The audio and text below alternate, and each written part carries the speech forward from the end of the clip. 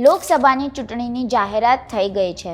રાજકીય પક્ષોએ મોટાભાગના ઉમેદવારો પણ જાહેર કરી દીધા છે। ત્યારે ગુજરાત ભાજપમાં ઉમેદવારો જાહેર થયા બાદ કાર્યકરો અને નેતાઓમાં અસંતોષ અને નારાજગી છે। કેટલાકે તો પોતાની ઉમેદવારી પાછી ખેંચી લીધી છે, ત્યારે અમુક ઉમેદવારોનો વિરોધ થતો જોવા મળી રહ્યો છે।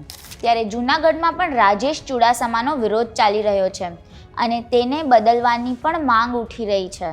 જૂનાગઢમાં લોહાણા મહાજનોની માતૃ સંસ્થા લોહાણા મહાપરિષદના સતીશ વિઠ્ઠલાણીએ તેમના સમાજ વતી પીએમ મોદીને એક પત્ર લખ્યો છે। પત્રમાં તેમણે લખ્યું છે કે અમારો રઘુવંશી સમાજ હંમેશા ભારતીય જનતા પાર્ટી અને આપની સાથે ખભેથી ખભો મિલાવીને ઊભો છે। અત્યારના સમયમાં એક બાબત પ્રત્યે આપનું ધ્યાન દોરીને સમસ્ત રઘુવંશી લોહાણા સમાજની દુભાયેલી લાગણી વ્યક્ત કરવાની મારી ફરજ સમજીને આપને આ પત્ર લખી રહ્યો છું।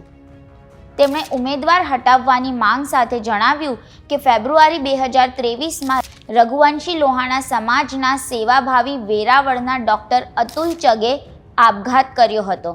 તેમની સુસાઇડ નોટમાં રાજેશ ચુડાસમા પર આરોપ લગાવવામાં આવ્યો છે અને કોર્ટમાં કેસ પણ ચાલી રહ્યો છે, છતાં તેમને જૂનાગઢથી લોકસભાની ટિકિટ ભાજપે આપી છે। આ વ્યક્તિની ઉમેદવારીના કારણે બધા જ સમાજના અને ખાસ કરીને રઘુવંશી લોહાણા સમાજના લોકોને ખૂબ ઊંડો આઘાત લાગ્યો છે। રઘુવંશી સમાજના વિરોધ બાદ શું ભાજપ ઉમેદવાર બદલશે કે પછી રાજેશ ચુડાસમાને જ ઉમેદવાર રાખશે, એ હવે જોવાનું રહ્યું।